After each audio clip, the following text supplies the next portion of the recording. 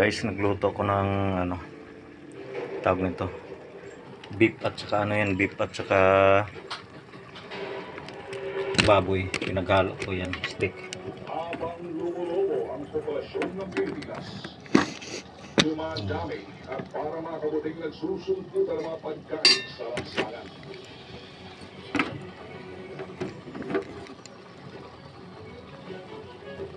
Beef steak to, mga little beef at saka yan, yung parang itim yan, baka yan, yan baka, yung parang puti, baboy yan.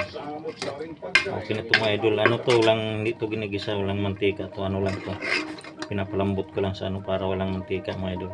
Hindi mahalaga kung inyong nabibili sariwa o sira na, Tikman ko nga. basta patok ito sa panlasa ng masa.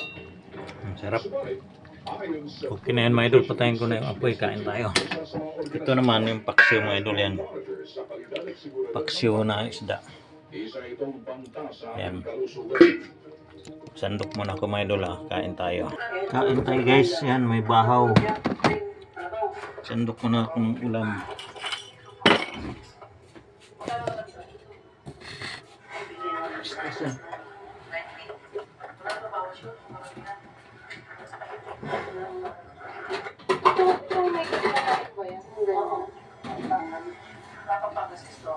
Nang pasukin namin ang imbakan ni Aling Nena, ito ang napitikan namin.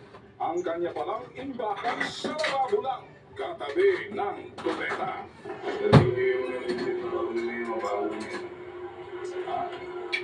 Well, nandiyan naman kasi analyze, examine, physical examination, walang evaluate nila o kaya sa examen niya kung bakit yung bakit kinakain.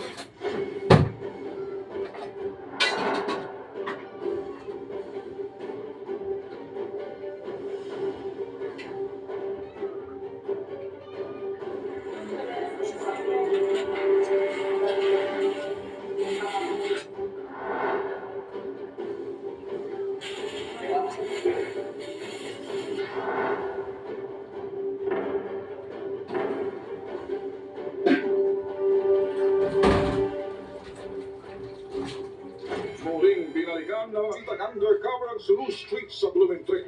Sakto ang aming pagdating dahil aktong Kain tayo. products, mga kuloboy. Nang sundan ito ng bitag undercover sa tindahan ni Aling Nena, ito tinala. Paglabas ng bitag undercover, paalis na ang truck na deliver. Kain tayo lods, yan, bahaw.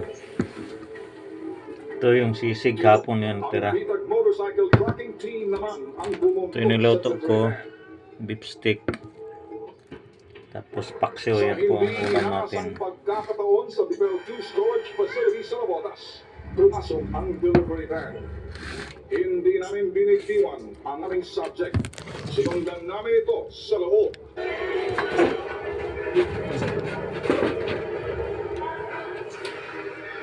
Okay.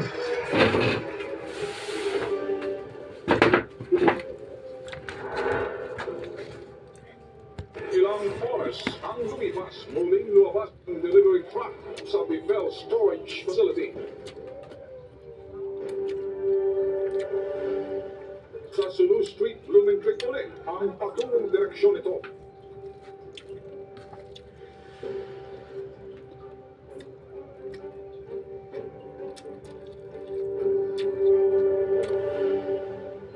Paksiw.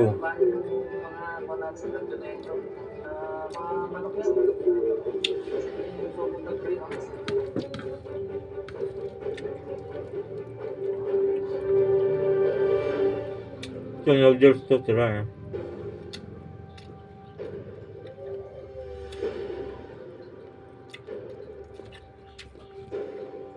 Ito yung beef steak.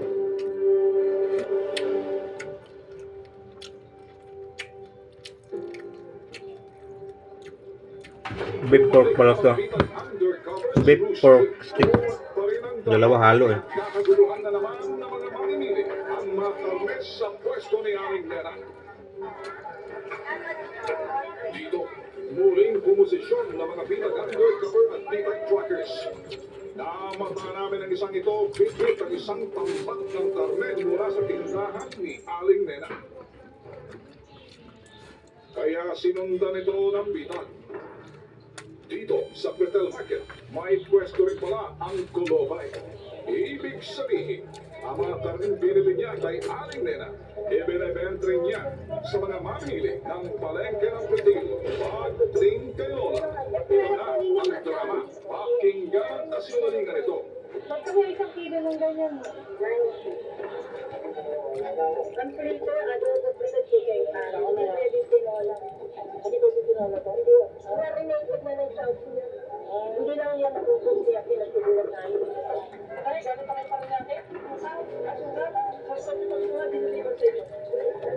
Ako yung ako.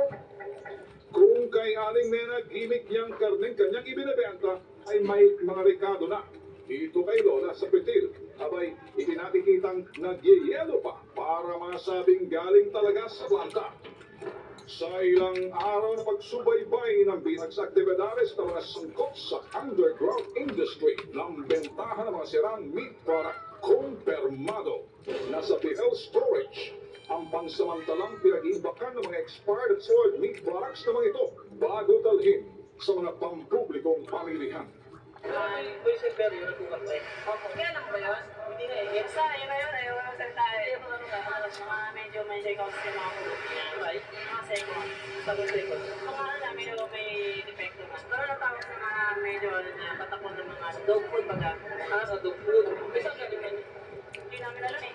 May mga storage din. At ang pinapasok dito. May mga tama ka. Tapos papasok mo niya dito. Ibig sabihin, Oo. Grabe, bawal kasi makita ng ano, ng GMIS. Hindi niyo professor. gabi na pa. So, ito sa kanila, di ba, may problema yung kami natin. Pwede namin i-store dito. Okay.